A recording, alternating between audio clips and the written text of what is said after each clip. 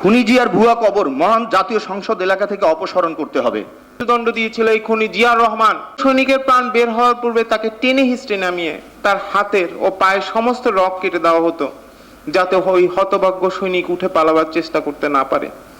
ফাঁসিতে ঝুলিয়ে মরতে সময় বেশি লাগছিল বিধায় হতভাগ্য সৈনিকদের পায়ে বালির বস্তা বেঁধে দেওয়া হতো, যাতে রশিতে টান দিলে তার গলার আঘাতটা তীব্রতর হয়।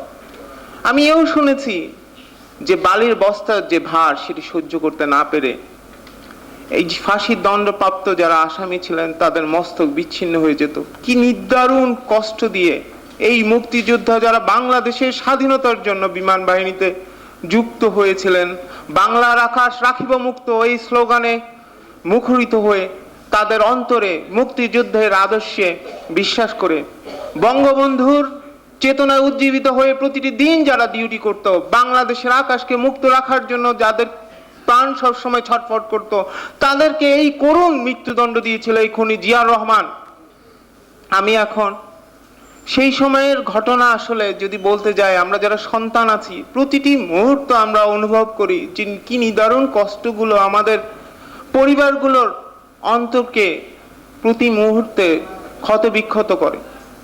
আপনারা হয়তো আমাদের বাইরের লেবাসটা দেখেন, আমরা আপনাদের সামনে এসে বলছি, কিন্তু প্রতিটি দিন যখন এই অনুষ্ঠানগুলো শেষ করে বাড়িতে যাই আমি ঘুমাতে পারি না। আমি একজন সন্তান হিসেবে আমার রাত্রটি একেবারেই নির্ঘুম কাটে। এটা শুধুমাত্র আমার মতো ভুক্তভোগী যারা তারাই উপলব্ধি করবেন। এবং আজকে আমাদের দাবি হলো যে একটি সুশাসন প্রতিষ্ঠা হোক, দেশের কোনো মানুষ যাতে এই ধরনের মানবাধিকারের যে চূড়ান্ত লঙ্ঘন হয় সেই চূড়ান্ত লঙ্ঘনের মধ্যে যে তাদের পরিবারগুলোর নিঃশ্বাস প্রতি মুহূর্তে অভিশাপ হয়ে ছড়িয়ে যাক আকাশে বাতাসে। খুনি জিয়ার ভুয়া কবর মহান জাতীয় সংসদ এলাকা থেকে অপসারণ করতে হবে। অন্যথায় আগামী ওইখানে আমরা দাবি তুলেছিলাম প্রথম 1 ডিসেম্বরের মধ্যে 2022 তারিখের মধ্যে মায়েরকান্না সংগঠনের ভুয়া কবর অপসারণের আমরা দাবি জানিয়েছিলাম 2021 সনের 31 ডিসেম্বর। ঠিক আছে, তো এটাই আর কি আমাদের দাবি। তো দেখেন, এই যে আমার বাবা একজন ফ্রিডম ফাইটার, আমার বাবা সহ শত শত মুক্তিযোদ্ধা ছিলেন, জিয়াউর রহমান তাদেরকে ফাঁসি দিয়েছেন, অথচ তাদের লাশের অস্তিত্ব জায়গাটুকু আমরা জানি না। আমরা যে তাদের পাশে গিয়ে আমরা একটু কবর জিয়ারত করব, কবরের পাশে গিয়ে আমরা স্পেসিফিক ভাবে সেটাও বলতে পারি না। দেখেন, তাহলে খুনি জিয়ার এত ঘটা করে এই যে ওখানে একটা ভুয়া কবর সেটাকে তারা গিয়ে প্রণাম করছে, আমরা তো সেই পবিত্র জাতীয় সংসদ ভবনের সামনে আমরা এটা চাই না,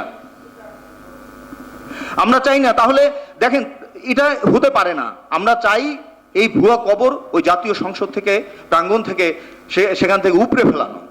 এই দাবি আমরাই প্রথম করেছি। তার কারণ এই যে মুক্তিযোদ্ধারা দেশের সূর্য সন্তান, জাতীয় পতাকার অংশীদার, তাদের অস্তিত্ব নাই, তাদের লাশের ঠিকানা নাই। এ কারণেই আমরা ওই দাবিটা তুলেছি, 5 নম্বরের দাবিটা।